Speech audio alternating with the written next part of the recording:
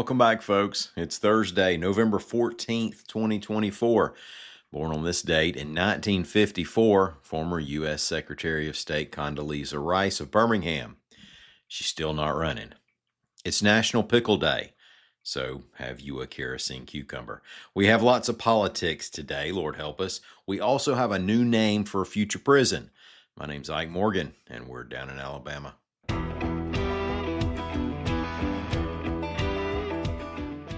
At least one lawmaker from Alabama was already firing shots over the bow regarding President Trump's announced nominations for his administration's leaders.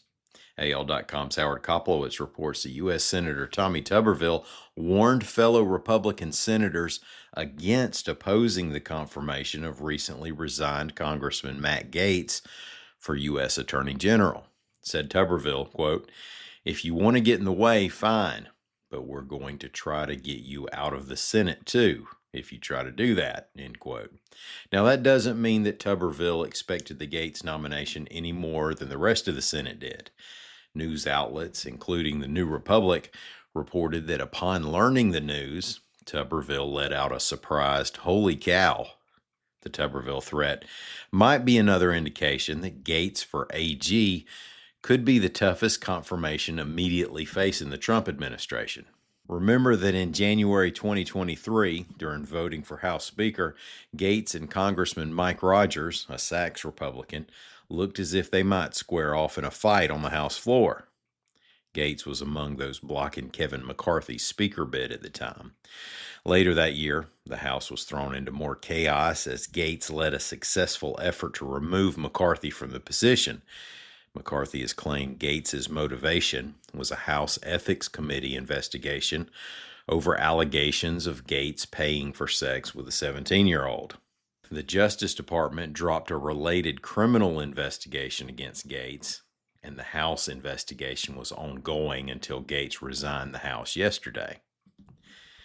A spokesperson for U.S. Senator Katie Britt said she really did vote for Rick Scott for Senate Majority Leader, reports AL.com's Sarah White's Kodacheck. Now, after Britt said she voted for Scott, social media lit up with rumors that she was lying. John Thune won that election, by the way, which didn't sit well with a lot of Trump supporters. The rumor seems to track back to Laura Loomer, who at times has been somewhat close to Donald Trump. She posted that a source told her Britt lied.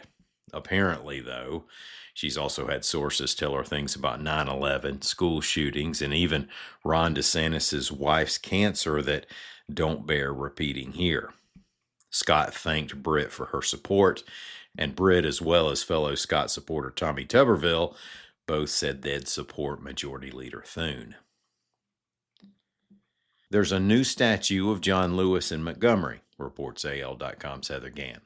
Lewis represented a Georgia district in the U.S. House of Representatives, but he was from Pike County, Alabama, and of course came to fame for leading civil rights marchers across the Edmund Pettus Bridge on Bloody Sunday when they were attacked by authorities.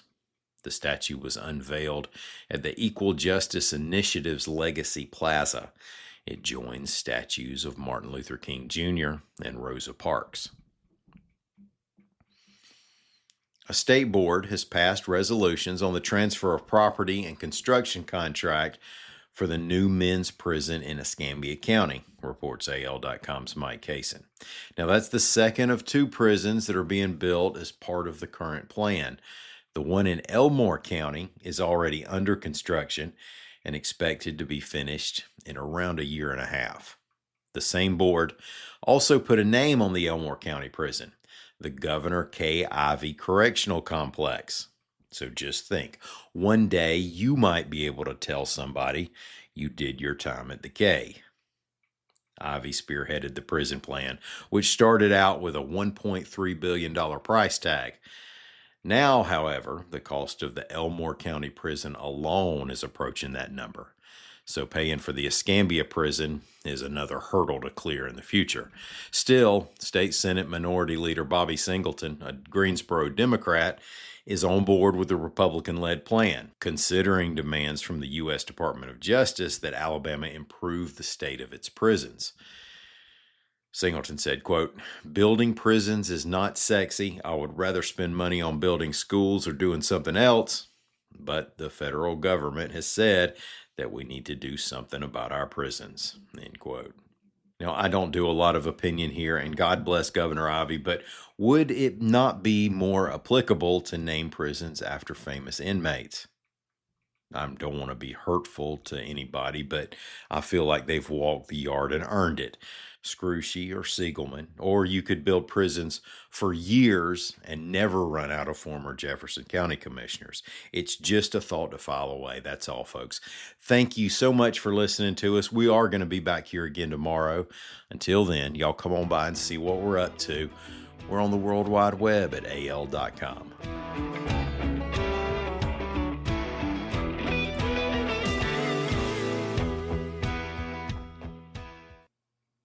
Hello, my fellow Alabamians. I want to take a quick break to talk about something that I know y'all are into because you listen to this podcast: the role of news in your daily routine. Well, starting off the day informed is a long-held practice that started with newspapers and coffee and has evolved to podcasts like this one and driving to work.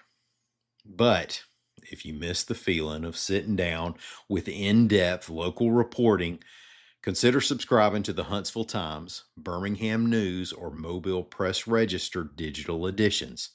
By subscribing, you'll get a new daily digital edition in an email link, or you can use an app to download the new edition every day on your smartphone or tablet.